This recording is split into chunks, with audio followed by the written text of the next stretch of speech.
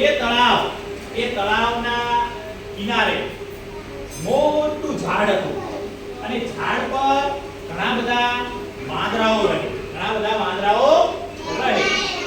બરાબર?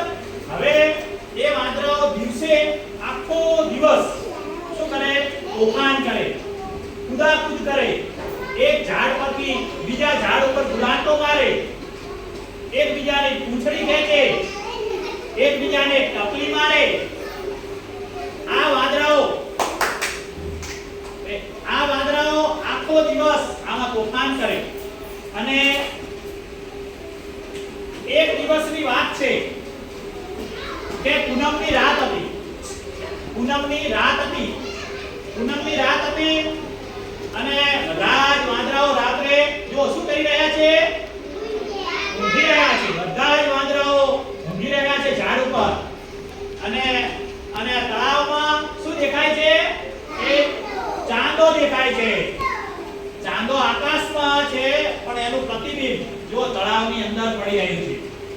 એનો પડછાયો છે ને તળાવના પાણીમાં પડ્યો છે. હવે બધા જ વાંદરાઓ તો રાત્રે ઊંઘેલા છે જુઓ. અને એક વાંદરો હતો તોફાની, નાનું બચ્ચું વાંદરાનું. એ વાંદરો જાગતો હતો અને એને શું કર્યું? તળાવની અંદર એને શું જોયું? ચાંદો, એટલે કે મોટું. એને એવું લાગ્યું કે મોટું કંઈક ફળ છે અને આ ફળ મારે ખાવું છે. તો એ ફળ ખાવું છે એટલા માટે એને બીજા વાંદરાઓને પણ હળવેકથી શું કર્યા? જગાડે. હળવેકથી બીજા વાંદરાઓને જગાડે અને બીજા વાંદરાઓ જો જાગ્યા. બીજા ચિત્રમાં જુઓ, બીજા વાંદરાઓ જાગ્યા એટલે એમને પણ એવું લાગ્યું કે આ કંઈક ફળ છે.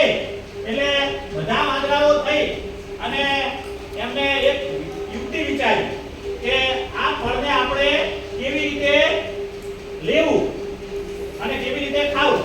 એટલા માટે એમાંથી એક વાંદરાને વિચાર આવ્યો. એક વાંદરાએ વિચાર કર્યો અને એને વિચાર આવ્યો કે ચલો આપણે બધાય શું કરશું?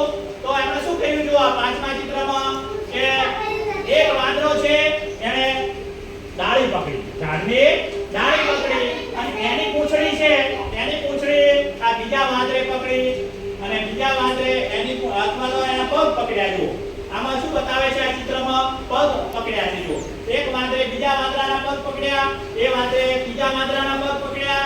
એમ કરતા છેક આ વાંદરો રહ્યો એ છેક પેલા ફળ એટલે કે ચાંદા સુધી પહોંચી ચાંદાને પકડવા ગયા છે.